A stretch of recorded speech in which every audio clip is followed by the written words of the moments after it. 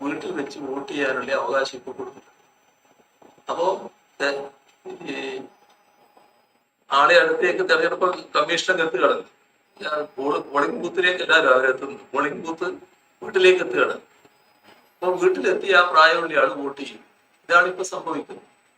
അതില് ക്രമക്കേടുകൾ നടക്കാൻ പാടില്ല. ക്രമക്കേട് നടന്നാൽ കർക്കശമായ നടപടി കമ്മീഷൻ സ്വീകരിക്കുക. ഏതെങ്കിലും ക്രമക്കേടുണ്ട്. ഒരു വാർത്ത കണ്ടല്ലോ, ഒരു കമലാക്ഷിയോ മറ്റോ, വോട്ട് ചെയ്യേണ്ട കമലാക്ഷി വേറെ, വോട്ട് ചെയ്ത കമലാക്ഷി വേറെ, പാർട്ടിയായിട്ട് വന്നല്ലോ. എന്റെ സസ്പെൻഷനും മറ്റു കാര്യങ്ങളൊക്കെ വന്നോന്ന് കണ്ടല്ലോ. അതാ കുന്നമംഗലത്തില്ലേ പറയുന്നത്? അതിന്റെ ഞാൻ പറയുന്നത്. നിങ്ങൾ ചോദിച്ചതിന് ഞാൻ മറുപടി പറയാം. നിങ്ങൾക്ക് എന്തിനാണെന്ന് തിരക്ക്. അപ്പൊ കമലാക്ഷിയല്ലേ. പക്ഷെ കമലാക്ഷിയെ കണ്ടെത്തിയത് വേറൊരു കമലാക്ഷിയാണ്. ഇതാണ് നടക്കുന്നത്. അപ്പൊ ഫലപ്രദമായ നടപടിയിലേക്ക് തെരഞ്ഞെടുപ്പ് കമ്മീഷൻ നീങ്ങിയല്ലോ. അതിന്റെ ഭാഗമായിട്ടുള്ള നടപടികൾ സ്വീകരിച്ചിരിക്കുക. മറ്റേ കുന്നമംഗലത്തും ഇതേപോലെ തന്നെയുള്ള കാര്യങ്ങളാണ് സംഭവിച്ചിട്ടുള്ളത്.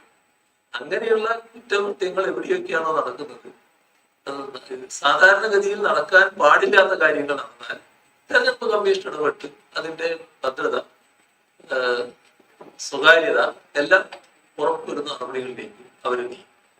ഇവിടെ നമ്മൾ കാണേണ്ടത് ഇത്തരം കാര്യങ്ങളിൽ തെരഞ്ഞെടുപ്പ് കമ്മീഷനെ ഇന്നത്തെ നിലയിൽ വിശ്വസിക്കുകയാണ് വേണ്ടത്. അവർ നല്ല ഫലപ്രദമായ നടപടി എടുക്കും തന്നെയാണ് നമ്മൾ പ്രതീക്ഷിക്കേണ്ടത്. തെരഞ്ഞെടുപ്പ് കമ്മീഷന്റെ ഭാഗമായി നിൽക്കുന്ന ആളുകളും തെരഞ്ഞെടുപ്പ് കമ്മീഷൻ തന്നെയാണ്. അങ്ങനെയാണ് നമ്മൾ കാണുന്നത്. ആ ചെല്ലുന്നയാള് ഈ കമലാക്ഷിയെ മാറ്റി വേറെ കമലാക്ഷിയെ കൊണ്ട് വോട്ട് ചെയ്യിച്ചാൽ അത് തെരഞ്ഞെടുപ്പ് കമ്മീഷന്റെ ഉത്തരവാദിത്തമായിട്ട് മാറും. അപ്പോ തെരഞ്ഞെടുപ്പ് കമ്മീഷന്റെ വിശ്വാസ്യത സംരക്ഷിക്കുന്നതിന് വേണ്ടിയുള്ള ഫലപ്രദമായ ഇടപെടൽ തെരഞ്ഞെടുപ്പ് കമ്മീഷൻ നടത്തുകയാണ്. അപ്പൊ ഏത് തെറ്റിനെയും അതേ രീതിയിൽ കാണുകയാണ് വേണ്ടത്. അപ്പൊ ഒരു തെറ്റ് നല്ല പർവ്വതീകരിക്കുക, മറ്റൊരു തെറ്റ് കാണാതെ അത് എങ്ങനെയാണ് കൊടുക്കാതിരിക്കുന്നത് വെച്ച് ചെറിയൊരു ഭാഗം എവിടെയെങ്കിലും കൊടുക്കുക. ആദ്യമല്ല വേണ്ടത്. പർവ്വതീകരിക്കുകയാണെങ്കിൽ എല്ലാത്തിനെയും പർവ്വതീകരിക്കുക, എല്ലാ തെറ്റിനെയും തെറ്റാണെന്ന് പറയുക. എല്ലാ തെറ്റിനെയും തെറ്റായി കണ്ടുകൊണ്ടുള്ള നിലപാടാണ് നമ്മുടെ എടുത്തുള്ളത്. അതാണ് സർക്കാരിന്റെ സമീപനം.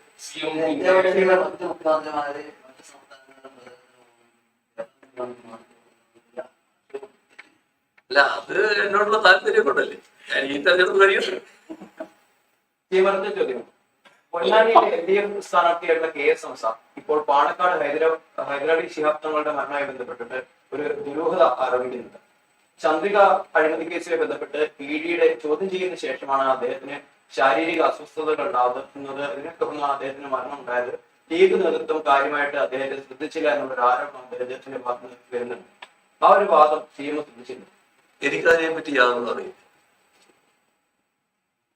രാഹുൽ ഗാന്ധിയുടെ ഒരു വിമർശനം കഴിഞ്ഞ ദിവസം കണ്ടതാണ്. അതിനെ ചുവടുപിടിച്ചപ്പോൾ പ്രിയങ്ക ഗാന്ധി പറയുകയാണ്, വിമർശനം ചെയ്യുകയാണ്. BJPക്ക് ഒപ്പം ചേർന്നുകൊണ്ട് മുഖ്യമന്ത്രി തന്നെ ആക്രമിക്കുന്നതായിരുന്നു പ്രിയങ്ക ഗാന്ധിയുടെ. ഏറ്റവും വലിയൊരു തമാശയാണ് ഈ പ്രിയങ്ക ഗാന്ധി വന്ന് എന്തുകൊണ്ട് പിണറായി വിജയനെ അറസ്റ്റ് ചെയ്യുന്നില്ല എന്ന് ചോദിച്ച ആ ചോദ്യം. അത് വളരെ നല്ലൊരു ചോദ്യമായി കേരളം കാണുക. കാരണം അവരാരാണ്, അവരുടെ ഭർത്താവ് ആരാണ്, ഇവരുമായിട്ടെല്ലാം ബന്ധപ്പെട്ട DLF എന്താണ്, അതുമായി ബന്ധപ്പെട്ട് കുറെ നാൾ ഉയർന്നു വന്നിരുന്ന ആരോപണങ്ങൾ എന്തൊക്കെയാണ്, ആ ഘട്ടത്തിലുള്ള നടപടികൾ എങ്ങനെയൊക്കെയാണ് നീങ്ങിയത്, പിന്നെ 170 കോടി രൂപ എങ്ങനെ ഇലക്ട്രൽ ബോർഡ് ഇനത്തില് BJPയുടെ കയ്യിലേക്ക് പോയി. അതെല്ലാം കഴിഞ്ഞപ്പോ ഹരിയാന സർക്കാർ ഇതിൽ യാതൊരു നിയമവിരുദ്ധ നടപടിയും ഇല്ല, നേരത്തെ പറഞ്ഞ ഭയങ്കര വഞ്ചന, റിയൽ എസ്റ്റേറ്റ് ഇടപാടിൽ ഭയങ്കര വഞ്ചന, അഴിമതിയൊക്കെ നടന്നിരിക്കുന്നതാണ്, പക്ഷെ ഒരു കുറ്റകരമായ ഒന്നുമില്ല എന്ന് പറഞ്ഞത്. അതെല്ലാം രാജ്യത്തിന്റെ മുന്നിലുള്ളതാണ്. അപ്പൊ അറസ്റ്റ് വേണ്ടിയിരുന്നവർക്ക് നേരെ അറസ്റ്റ് ഉണ്ടായില്ലെങ്കിൽ അതിനുള്ള നന്ദി അവരോട് പറയാണ് വേണ്ടത്. അതിന് എന്നെ അറസ്റ്റ് ചെയ്യണമെന്ന് പറയല്ല വേണ്ടത്, അത്രയും അവർക്ക് പറയാം.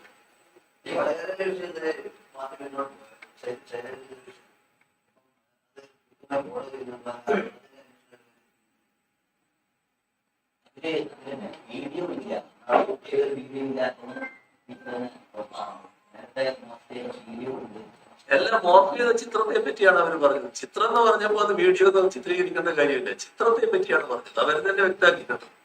മോർഫ് ചെയ്ത ചിത്രം നാളെ തലവെട്ടിയിട്ട് വേറെ തലവെട്ടുന്ന ഒരു ഏർപ്പാടുണ്ടല്ലോ, അതാണ് നടന്നത്. അതല്ലേ അങ്ങനെ തന്നെ പറഞ്ഞത്. അത് ഞങ്ങള് വിട്ടാലും ജനങ്ങൾ വിടുമെന്ന് കരുതണ്ട കേട്ടോ. കാരണം ഈ വടകരയിലെ ജനങ്ങളും വോട്ടർമാരും അതൊരു മുഖ്യ വിഷയമായിട്ട് എടുത്തിരിക്കുകയാണ്. നമ്മുടെ സംസ്കാരത്തിന് ചേരാത്ത എന്തെങ്കിലും പ്രവൃത്തി ആരെങ്കിലും നടത്തിയാൽ അത്തരം ആളുകൾക്ക് രക്ഷ കിട്ടുമെന്ന് കരുതുന്നത്. സാംസ്കാരിക കേരളം അതൊന്നും അംഗീകരിക്കില്ല. നമ്മുടെ കുടുംബങ്ങളിലെ സംസ്കാരത്തിനും അത് ചേരുന്നില്ല. അതുകൊണ്ട് തന്നെ അതിനെതിരെയുള്ള ശക്തമായ വികാരം പൊതുവെ വടകരയിൽ ഉയർന്നു വന്നിട്ടുണ്ട്. സ്വാഭാവികല്ലേ, അത് സ്വാഭാവികമായിട്ട് നടക്കും.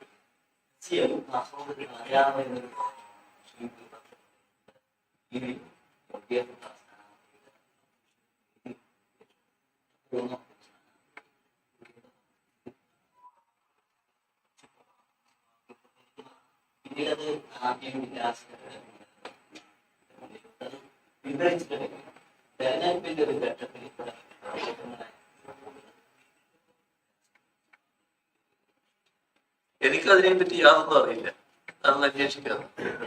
കഴിഞ്ഞ ദിവസം ഒരു ഫേസ്ബുക്ക് പോസ്റ്റ് കണ്ടു. സൈബർ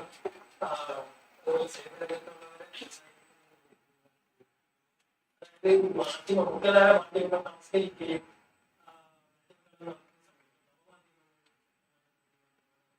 അത് ഞാൻ ശ്രദ്ധിച്ചൊരു കാര്യം, കുറെ കാലമായിട്ട് നിലനിൽക്കുന്ന ഒരു കാര്യമാണ്.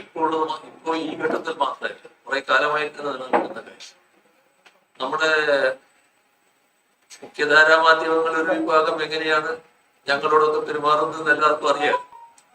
അങ്ങനെ നമസ്കരിക്കൽ ഒരു ഭാഗത്ത്, വക്രീകരിക്കൽ വേറൊരു ഭാഗത്ത്, തെറ്റായ കാര്യങ്ങൾ കെട്ടിച്ചമച്ച് വാർത്തകൾ കൊടുക്കലും മറ്റൊരു ഭാഗത്ത്, എല്ലാം കൊണ്ടും എങ്ങനെയൊക്കെ എതിർക്കാൻ പറ്റുമെന്നത് അതും ശക്തിപ്പെടുത്തിക്കൊണ്ടിരിക്കുന്ന ഒരു ഘട്ടം. ആ സമയത്ത് ഈ ഓരോന്നിനെയും പൊളിച്ചടുക്കി രംഗത്ത് വരുന്നത് ഈ നവമാധ്യമ രംഗത്തുള്ള നല്ലൊരു വിഭാഗമാണ്. നവമാധ്യമ രംഗത്ത് പല പ്രവർത്തകരുണ്ട്. ആ എല്ലാ പ്രവർത്തകരെയും കുറിച്ചല്ല ഞാൻ പറയുന്നത്. ഇത് ശരിയായ രീതിയിൽ കാര്യങ്ങൾ വിലയിരുത്തി അതിന്റെ കൃത്യമായ വശം ജനങ്ങളുടെ മുന്നിൽ അവതരിപ്പിക്കാൻ ഈ നവമാധ്യമ രംഗത്തുള്ള ഒരു പറ്റം ആളുകൾ വളരെ മേന്മയേറിയ പ്രവർത്തനമാണ്. ആ മികവേറിയ പ്രവർത്തനം എത്ര അഭിനന്ദിച്ചാലും മതി വരും. അതുകൊണ്ടാണ് അത്തരമൊരു ഫേസ്ബുക്ക് പോസ്റ്റിന് ഇടയായത്. അവര് അഭിനന്ദനം അർഹിക്കുന്നവരാണ്. എല്ലാ ഘട്ടത്തിലും പൂർണ്ണമായ പിന്തുണയോടുകൂടി അവർ വരുന്നതിന് നന്ദിയുണ്ട് എന്നാണ് അതിൽ പറയാൻ. ബാക്കി നമുക്ക് പിന്നീടാകാം, നിർത്താം.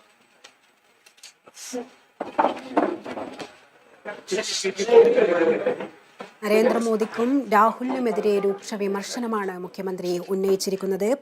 കേരളത്തിനെതിരെ പറയുമ്പോൾ ഇരുവർക്കും ഒരേ സ്വരമാണെന്ന് അദ്ദേഹം പറയുന്നു. നേട്ടങ്ങളെ നുണ കൊണ്ട് മൂടാനാണ് പ്രധാനമന്ത്രിയുടെ ശ്രമമെന്നും മുഖ്യമന്ത്രി കാസർഗോഡ് പറയുകയുണ്ടായി. ഇതിന്റെ കൂടുതൽ വിശദാംശങ്ങൾ നൽകാൻ കാസർഗോഡ് നിന്നും ജോസഫ് അഗസ്റ്റിൻ നമ്മളോടൊപ്പം ചേരുന്നുണ്ട്. ജോസഫ് അഗസ്റ്റിൻ,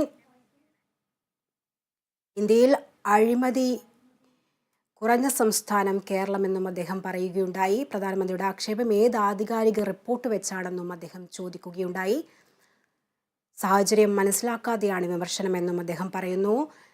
ഇതിൻ്റെ കൂടുതൽ വിശദാംശങ്ങൾ നൽകാൻ കാസർഗോഡ് നിന്നും ജോസഫ് അഗസ്റ്റിൻ ചേരുന്നുണ്ട്. ജോസഫ്, ഇന്നലെ അടക്കം പ്രതിപക്ഷം രൂക്ഷ വിമർശനം മുഖ്യമന്ത്രിക്കെതിരെ ഉന്നയിച്ചിട്ടുണ്ടായിരുന്നു. രാഹുൽ ഗാന്ധിക്കെതിരെ മാത്രം വിമർശനം ഉന്നയിക്കാനാണ് പിണറായി വിജയന്റെ ജോലി എന്നുള്ള തരത്തിലൊക്കെ. ഇന്ന് മോദിക്കും രാഹുലിനുമെതിരെ ഒരേ തരത്തിലുള്ള വിമർശനമാണ് ഇപ്പോൾ മുഖ്യമന്ത്രി ഉന്നയിച്ചിരിക്കുന്നത്.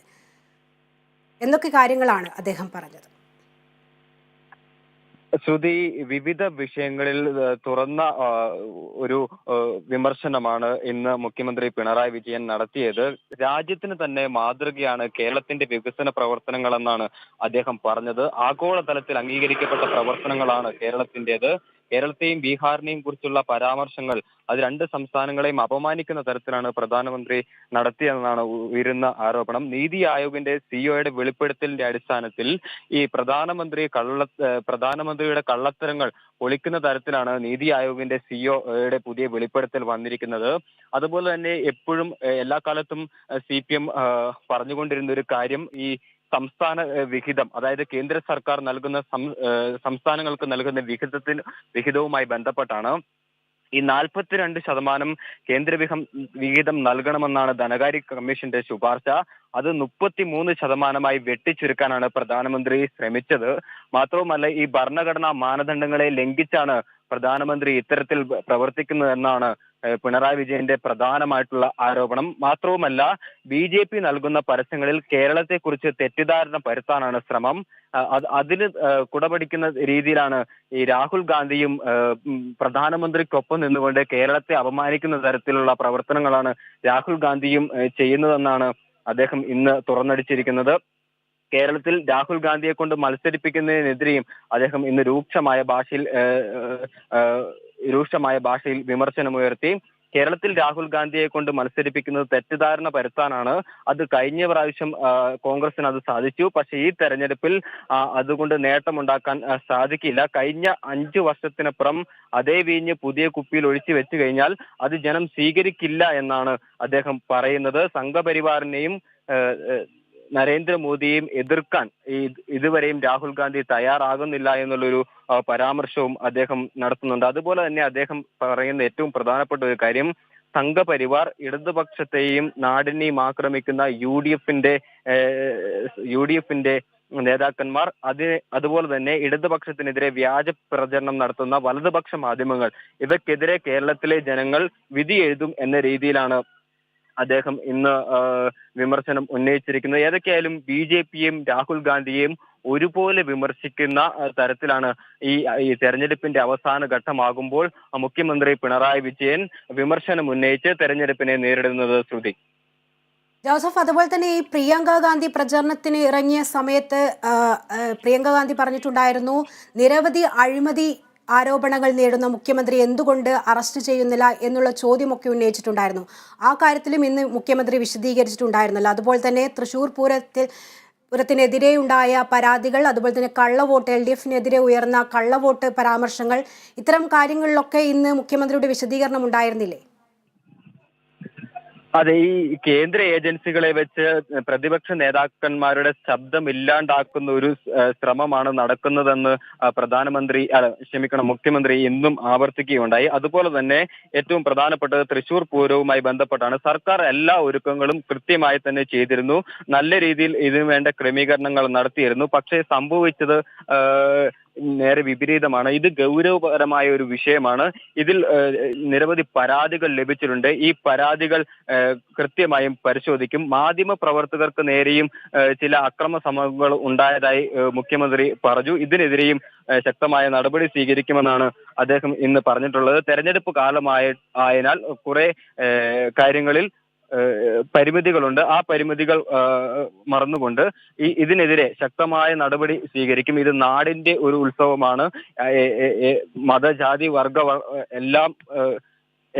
എല്ലാത്തിനും ഉപരി എല്ലാവരാലും സ്വീകരിക്കപ്പെടുന്ന ഒരു ഉത്സവം അലങ്കോലമാകാൻ ആസൂത്രിതമായിട്ടൊരു ശ്രമം നടത്തിയിട്ടുണ്ടോ എന്നുള്ള കാര്യങ്ങളിലടക്കം പരിശോധന ഉണ്ടാകും. ഏതൊക്കെയായാലും ഇതുമായി ബന്ധപ്പെട്ട പരാതികളിൽ കൃത്യമായ അന്വേഷണം നടത്താൻ നിർദ്ദേശം നൽകിയിട്ടുണ്ടെന്നാണ് ഇപ്പോൾ മുഖ്യമന്ത്രി വ്യക്തമാക്കിയിട്ടുള്ളത്. ശ്രുതി. വ്യക്തമാണ്. പ്രധാനമന്ത്രിക്കെതിരെയും രാഹുൽ ഗാന്ധിക്കെതിരെയും വിമർശനവുമായിട്ടാണ് മുഖ്യമന്ത്രി കാസർഗോഡ് സംസാരിച്ചത്.